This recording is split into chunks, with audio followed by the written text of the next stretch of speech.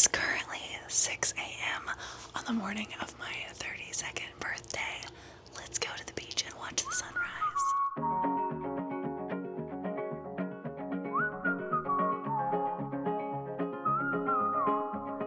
Sunrise is not for another about 30 minutes, but we can start to see dawn on the horizon. I think the first thing we need to do is grab some coffee and some donuts.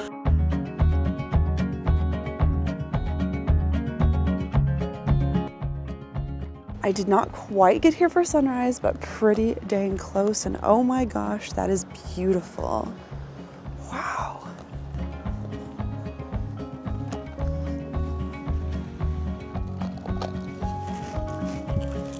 That is so good. I have no idea what this is. I could not make my mind up about what I wanted. And he was like, this is our bestseller. And I was like, okay.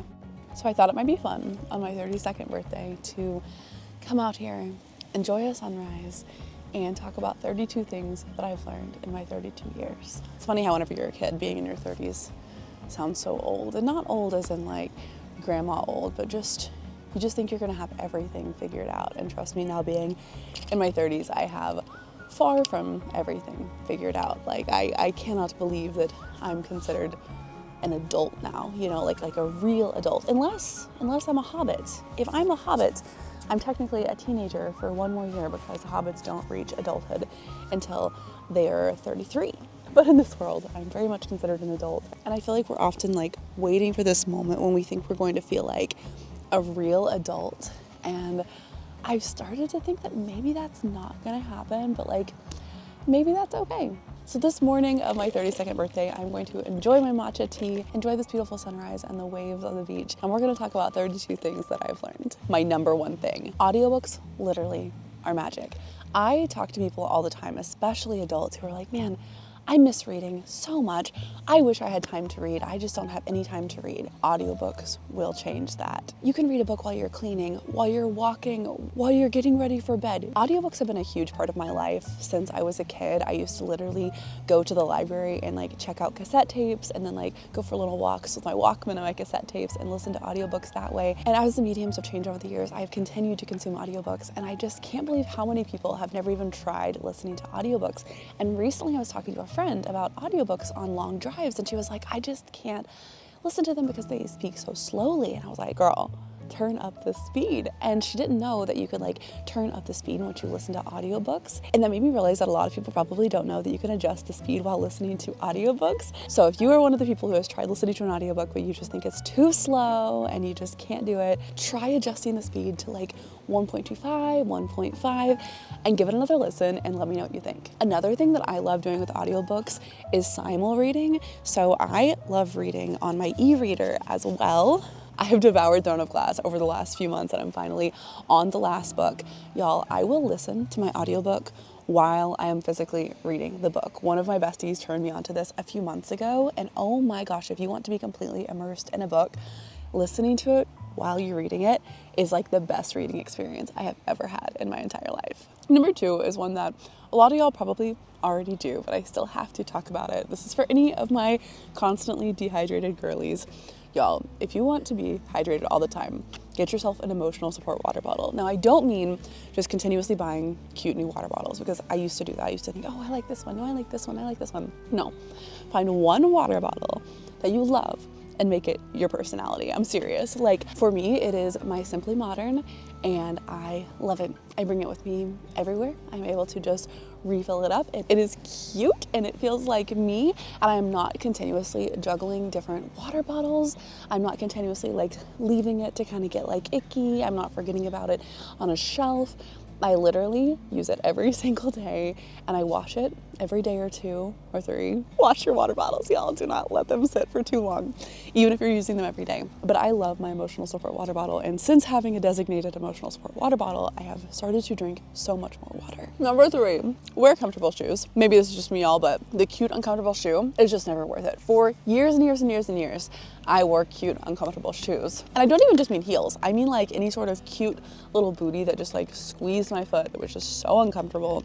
And it was actually 2 years ago on my 30th birthday that I bought myself my first pair of Crocs. Y'all, for me, Crocs are the most comfortable footwear ever. And I know a lot of people hear Crocs and I think just like the classic Croc, but y'all, there are so many cute types of Crocs out there now. I have my like Crocs heels, I have my little fuzzy Crocs booties. There are so many cute types of Crocs, and for me they are just the most comfortable footwear. I don't know what your most comfortable type of footwear would be, but whatever it is, y'all, if your feet are unhappy, you are going to be a little bit unhappy. So maybe it's just me, but I swear one of the most important lessons I've learned in 32 years is to always wear comfortable shoes. Number 4, bread is easier to make than you think. I thought for years that making bread had to be so super difficult. Y'all, it is so easy. And I don't mean like fancy bread. So people who really make bread, this part is not for you. This is for the people like me who really wanted to learn how to make bread but did not want to really learn how to make bread. Did you know that you can make bread by mixing equal parts of self-rising flour and non-fat plain Greek yogurt? And y'all, it is the most delicious bread, and it is so easy. Mix together your equal parts of your self-rising flour and your plain non-fat Greek yogurt. Bake it for like 25 to 30 minutes on 375 degrees Fahrenheit. Y'all, it is so delicious. You can make pizza dough, you can make bagels, you can make a loaf of bread, you can make little rolls. Seriously, try it and let me know what you think. Number 5. Creating is important. And I hear from people all the time who just say things like, oh, I'm just not a creative person. I'm just not a creative person. What if you are? What if you are a creative person, but what if you had maybe like an art teacher in elementary school who told you you weren't good at art? What if you had a parent who told you, you know, you're just better at math? What if you had people in your life who planted these little seeds of doubt in your mind, telling you that you're not a creative person, and after all these years, you just believed them? I'm not saying that everyone needs to go paint a masterpiece or write a book or write a song, but if there is even 1% of you that feels like you want to be creating something, create it, do it, draw it, write it, paint it, sculpt it. Even if you never show anyone, even if it's only for yourself, I just truly think that creating is so important for us. Even if it's something as simple as keeping a journal, keeping a diary, keeping a junk journal, whatever it is that you have in your heart to try to create, I challenge you this year to just try, just create it. Number 6, skincare and hair care does not have to be complicated. Over the years, I have tried so many things on my hair, so many things on my skin, and I found that for myself, literally aloe vera in my hair, coconut oil on my skin. I do use some other things, of course, here and there, but overall, just keep it simple. Now, I'm not saying that someone who shows their like 20-step skincare routine is lying about what works for them. That very well might work for them. They might have figured out the absolutely perfect combination of things for their skin or for their hair. But y'all, I was just somebody who would like watch one of those videos and then go buy all of those products and try to use all of it. And it took me a long time to realize that I personally did not need to have a 20-step skincare routine. For me, my coconut oil, my vitamin C, my sunscreen, that's pretty much all my skin needs. So listen to your skin, listen to your hair, listen to your body, and use what works for you instead of always chasing the next product. Number 7, get the pet. Having the pet is worth it. I was someone who did not think I was going to have a pet of any sort until I was in my 40s or my 50s. I had this feeling that I did not want to be tied down. I did not want anything to like hold me back, but y'all, having the pet is so beyond worth it. I had no idea how much having a pet was going to change my life in such a positive way. Now I literally cannot picture my life without her. So if you are someone who's been thinking about adopting a pet for a while and you just weren't sure if you wanted to make the commitment, I have to say that I think it is 1,000% worth it. Now, if you've seen the video, we didn't exactly make the choice to adopt Tilly. She made the choice to adopt us. She moved in on our front porch. And we knew something was living on our porch, but we didn't know what. We just kept finding her fur and seeing that things were like all rustled up. And it wasn't until Josh left our garage door open during a freezing rainstorm that she came into the garage and we saw her for the first time and just completely fell in love with her. We befriended her over the next couple of weeks, and y'all, the cat distribution system officially chose us, and it is the best thing that has ever happened to me. So if you've been thinking about making the leap and adopting a pet, but you're just a little bit worried, it's worth it. Number 8, styles change, but you don't have to. I think all of my fellow millennials can remember what it felt like whenever skinny jeans went out of style. They're back now, by the way. Did you guys know that they're back? But I remember just like what a crazy experience that was of having something that we grew up with truly go out of style for the first time. And that's been, what, 5 years ago at this point? And looking back now, I just like laugh at myself and at the whole thing and just being like, why did we care? Y'all, if something goes out of style but you love it, it's okay. Keep wearing that thing. Keep dressing however makes you feel the most you. And you know the best thing about something going out of style that you have really, really liked? It means that the thrift store is going to be full of that style. Because that's the argument that I always hear whenever I say, don't worry about what's in style, dress however you want. People are always like, well, you can't find anything in stores anymore that are that style. Y'all go to the thrift stores. Like, something I'm personally excited about right now is that I love dressing very fairy core, very cottage core, and it's something that's been very, very popular in mainstream stores over the last few years, but you're seeing less and less and less of it, and we're trending more towards like Y2K styles in stores. That just means that for me, the thrift stores are about to be full of some fairy core clothes, and y'all know that I am going to be thrifting and finding myself some fun new clothing that feels like me. But going off of that, I feel like number 9 is a really important one to say right after number 8. And that is that no one's gonna remember what you wore. They're not gonna remember what you wore. They're not going to remember what you looked like, what your hair looked like.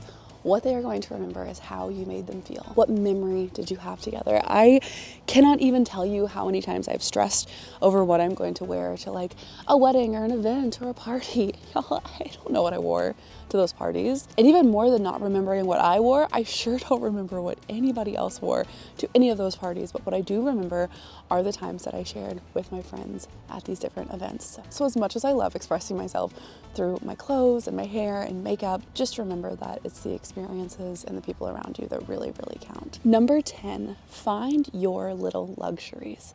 Figure out what are the little things that you can add to your life that make it feel luxurious to you. Like for me, it's drinking out of a wine glass, and not even just wine, but like whenever I open my Poppy or my Olipop and put it into a wine glass, or my seltzer and I put it into a wine glass, I feel so fancy. And I love taking a bath and having my little fancy drink in my tall stem glass. It is such a tiny thing for me to pour my little seltzer water into my wine glass instead of just drinking it out of the can, and it takes the experience up like 200%. And one of my favorite recent little luxuries that I got is this little holder thing for my e-reader. Y'all, this has taken reading on my e-reader to the next level. You can like sit it on your lap, you can lay it on top of you when you're in bed, you can sit it beside you when you're in bed, you can tilt it completely sideways if you're like laying in bed to read. This is a little luxury for me. I use it in the car whenever I'm reading. I can put my snacks in here. I can also use this little tray thing to like hold my sunglasses or my regular glasses or my headphones, whatever I need to like keep on me. This is a little luxury for me that I use every single day. So find whatever those little luxuries are for you and make them more of a priority in your life. Number 11, if you work from home, make sure that you leave your house. This is something that I am so bad at. I can so easily go 3 or 4 days without leaving my house. And y'all, it is not good for my mental health. So if you are also somebody who works from home, make sure that leaving your house is a priority, and not just leaving your house to like go to the pharmacy or the grocery store. I mean leaving for something very purposeful. And I don't even necessarily mean like leaving to see friends. For me, I love walking outside, so that might just be going and walking outside somewhere, or going and working at a coffee shop, or maybe going and walking around a bookstore. Leaving my house at least once a week that isn't to just go run errands. I think it's just personally so important for my mental health. Number 12, another thing that is very important for my mental health and physical health: prioritizing sleep. I think for the majority of my teens and my 20s, I did not prioritize sleep. I was one of those girlies who was like, I could go on no sleep at all. Of course I can go on like an hour of sleep, 2 hours of sleep, and I still can whenever I need to. But y'all, I have been really prioritizing my sleep over the last few years, and it has made all the difference. Just because I can go on 4 hours of sleep doesn't mean that I should go on 4 hours of sleep. Number 13 is one that I actually just redid last night. Let me see if I can show it to you. I don't know if I can show it to you out here. It might be too bright. If you can't see it, I will also like put a screenshot on the screen. Number 13 is making your phone background your manifestation board. I started this back in like 2021, 2022, and it completely changed my life. I cannot tell you how many things I have put on my phone background that have come true. Don't get me wrong, I still love making like a physical manifestation board, but I feel like I don't look at it enough. You know, like even if it's in my room or in my office, a place where I am every single day and I see it every single day, how often do you open your phone? How often do you see your phone background? Way more than just a couple times a day. I would argue probably hundreds of times a day. Every time you check the time, every time you check a text, every time you check your notifications, you have to see this first, and it makes all the difference. Number 14, something that completely changed my life was dream scrolling. I heard about dream scrolling from one of my favorite creators ever. I will put their username on the screen and I will tag them below. Dream scrolling is basically like the opposite of doom scrolling. You make a Pinterest board full of all of your favorite things, everything that inspires you. And then at night, if you are like tempted to go doom scrolling, instead of doom scrolling, dream scroll through every single thing that brings you joy. Y'all, do this. Do this in 2025. It will bring you so much joy. Number 15. Video games are for everyone. I have heard from so many people, especially women in their 20s and 30s, that they feel guilty every time they play video games. It is always okay to take some time for yourself to have fun. Personally, obviously, I love my cozy games, and my favorites are Don't Starve and Stardew Valley. If you have some cozy game recommendations for me, please let me know in the comments. I'm always looking for new games. Number 16, you are never too old to try something new. I get this a lot. People will be like, oh, I wish I would have started crocheting when I was younger. I wish I would have started painting when I was younger. I wish I would have started sewing. Start now. Start now. Every time somebody tells me this, I remind them of, I think her name is Grandma Moses. She literally did not start painting until she was 78 years old and then went on to be a professional painter. And I believe her highest sold painting ended up going for like $1.2 million, and she painted until she passed whenever she was 101 years old. So right now, if you're watching this video and you're 78 years old, no excuses. It is not too late to try whatever you want to do. I feel like number 17 really like goes off of number 16, because I think a lot of why people don't want to try something new is because they feel like maybe they're not going to be able to like excel at it or become a professional at it or become prolific at it. Number 17 is that you don't have to be great at something to enjoy it. Now, this is something that I struggled with for years. I would want to paint, I would want to write, I would want to draw. I would want to do something that I wasn't necessarily inherently good at and that I hadn't really studied and practiced. And I would just think, oh, well, I shouldn't do it if I'm not going to be good at it. Yes, you should. All you need to do something is to enjoy it. If you enjoy painting, paint. Doesn't matter what it looks like. If you enjoy drawing, draw. If you want to sculpt, sculpt. If you want to knit or crochet, knit or crochet. Whatever it is that you want to do, just know that you don't have to be good at something to enjoy it. Number 18. Most places have apps that save you money. I know it's kind of annoying to put more things on your phone, but oh my gosh, y'all.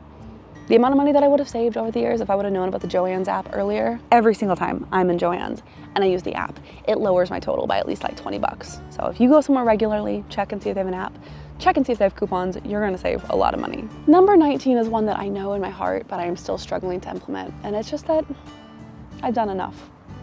At the end of every day, I can let my head hit the pillow and just know that I've done enough, and you can too. I really have struggled over the years falling asleep at night because at night my brain just starts to whirl and go crazy and think about every single thing that I didn't get done that day. And what I've been telling myself in more recent years, more recent months, is that I've done enough. At the end of the day, there is nothing else that we need to do. We can let our head hit the pillow, we can get a good night's rest, and we can do whatever else needs to be done tomorrow. At the end of the day, always tell yourself you've done enough. Number 20, dates are important. Now, whether this is with your significant other, with your family, with your friends, or even just by yourself, dates are important. And I do think that little solo dates are really, really important. Like this morning on the beach by myself, for instance, even though I came out here literally at dawn, I know that Josh would have came with me if I would have asked him, but sometimes it is nice to just go and sit by yourself for a little while and do something that brings you joy. And I knew that on my 32nd birthday, I wanted to, well, of course, film this video, but I also wanted to read. I wanted to knit, sit here, have a little date by myself, and watch the waves roll. But Josh and I do also implement this a lot. At least a couple times a month, we will try to have a little date. We don't even have to buy anything. Sometimes we just go walk around the mall, walk around a bookstore. We just take a couple hours every week or two to make sure that we go out and have a little date just for us. And this is something that towards the end of last year, I started really implementing with friends as well. And I want to really take that into 2025. Just like taking my little blanket to the park with a friend, sitting and just talking and catching up, having little friend dates. I think dates of all kinds are just very, very important. Number 21, you are never too old to dress exactly how you want to dress. So many times I will get comments from y'all or comments from people that I know like in real life, And they'll say things like, oh, I wish I could dress like you do. Not today, obviously, I'm just wearing a sweatshirt. But like normally I dress really quirky and colorful and whimsical, and it brings me so much joy. And I will get comments from people being like, I wish I could dress like that. I'm too old. And it just like breaks my heart a little bit, because like you are never too old to dress exactly how you want to dress. Y'all, the other day I was on TikTok and I was using like the old filter. Have you guys seen that, where it like puts a filter on your face and it's supposed to be really, really accurate of like what you're gonna look like when you're older? And I was so excited seeing myself older, dressing the way that I was currently dressed. I was like, y'all, I'm gonna rock this. I am so excited and looking forward to the privilege of getting older and embracing that, and of dressing however I want to dress at any age. And I really hope that you do too. Number 22.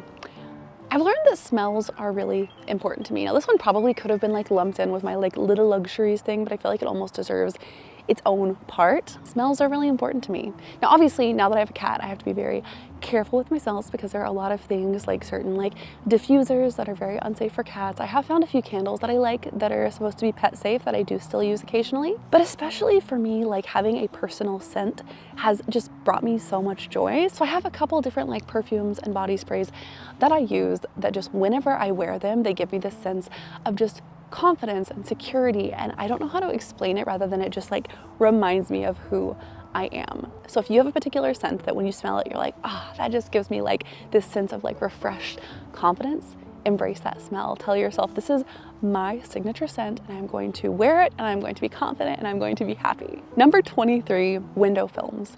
This might be something that you have heard of. It might not be something you've heard of, but y'all, getting window films over the last few years has changed my life. It gives me so much more privacy. It still lets a ton of light in. I am somebody who always has my blinds closed for privacy, and it really prevents the light from coming into my house. It prevents light from coming into my life. And whenever I discovered these like privacy window films, especially the ones that like look like stained glass windows, it changed my life. They are super easy to put up. They are super beautiful. They give you privacy. They still let light in, and it just makes your house feel more whimsical. So if you are looking to let more light into your house, but still want to keep the privacy, check out window films. They are life-changing. Number 24, something else that has been absolutely life-changing for me that I am mind blown that more people don't use, are voice memos. Y'all, I voice memo my friends every single day of my life, and I am so thankful for it.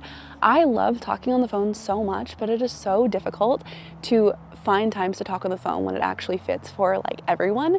And so voice memos are like talking on the phone at your own convenience. If you have somebody that you miss and you have been wanting to catch up with, seriously, trust me, instead of sending them a text today, send them a voice memo. I don't care if it's only 15 seconds long. There is something about hearing someone's voice and just knowing that they're talking to you and just reconnecting that is just so human and so real.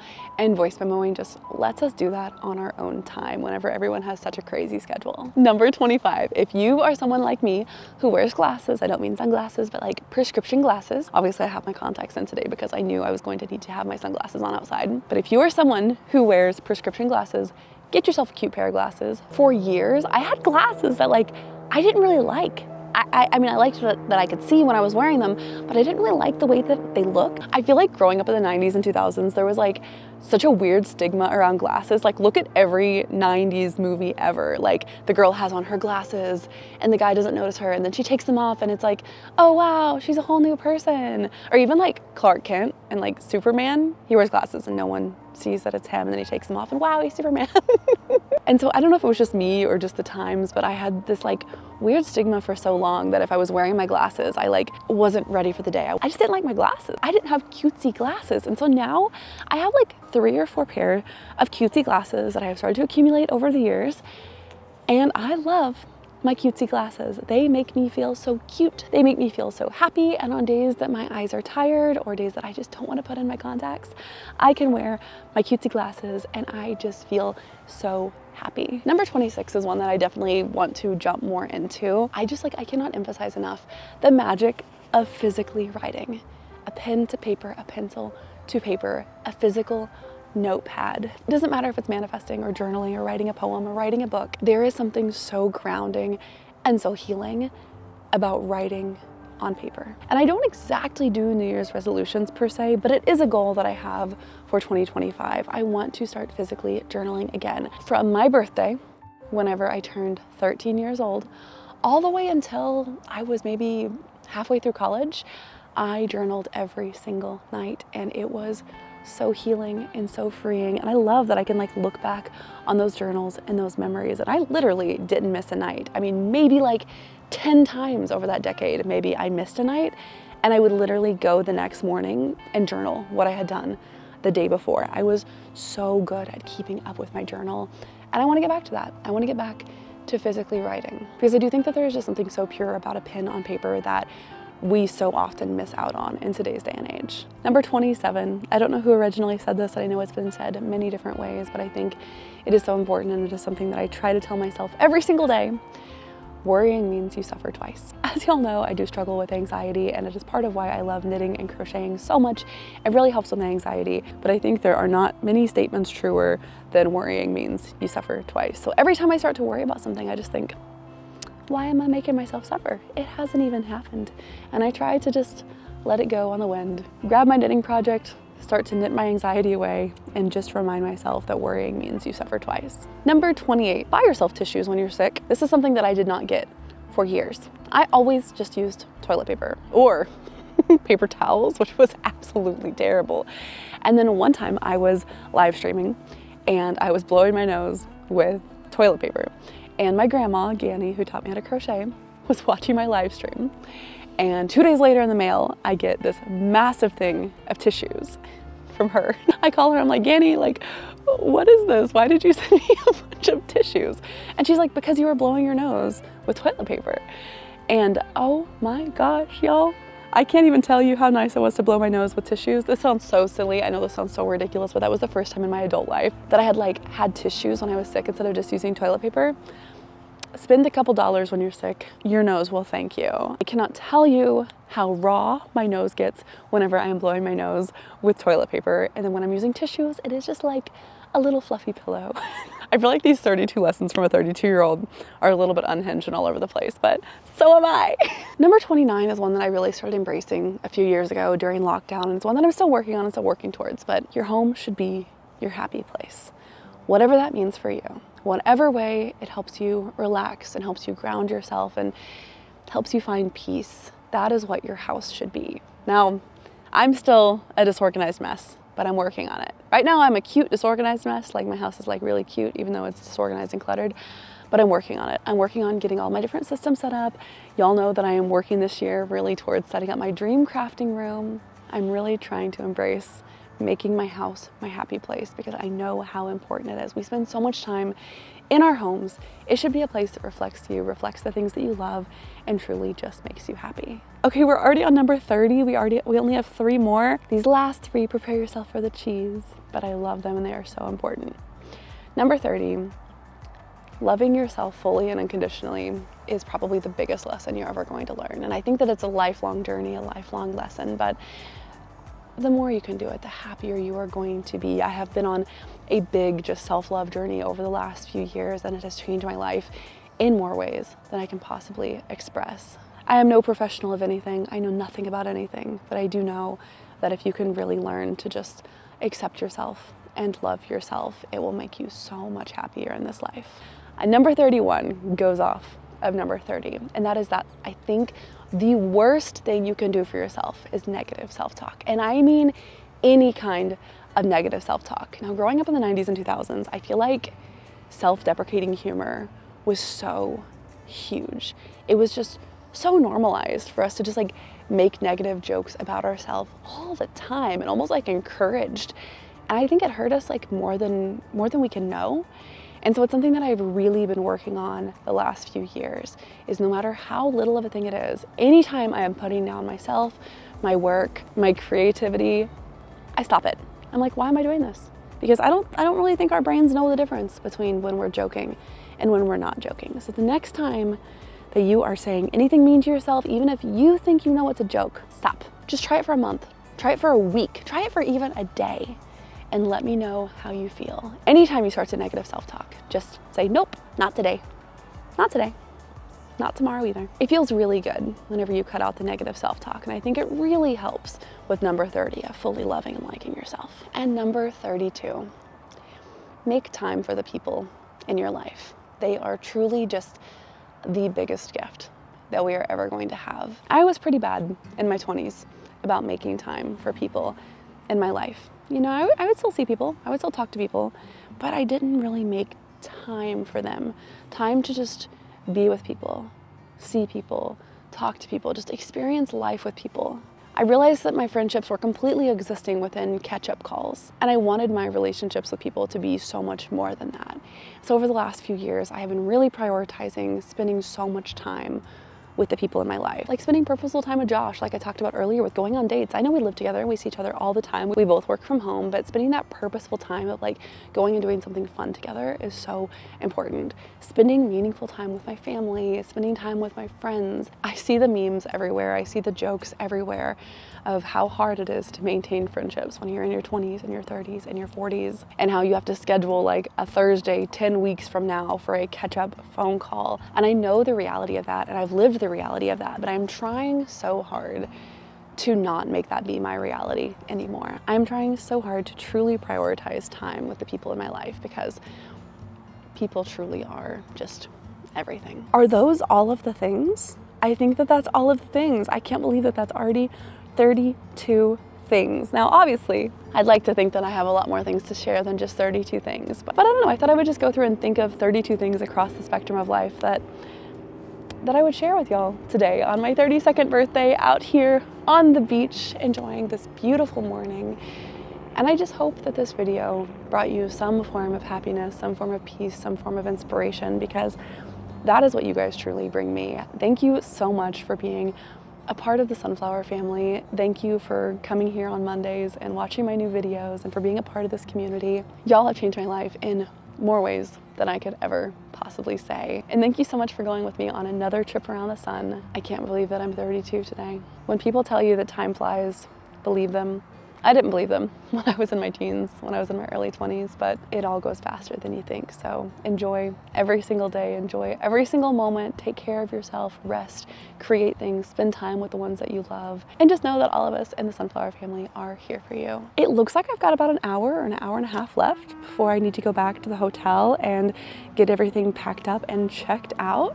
So I think I'm going to just sit here, enjoy my birthday morning, read a little bit, knit, look at the waves, and just relax. But thank you guys so much for spending the morning of my 32nd birthday with me. This was such a joy. I've been wanting to do this video for such a long time. If you're new here, my name is Hollyana. Welcome to the Sunflower family. We do new videos every single Monday. Hope to see you in the next one.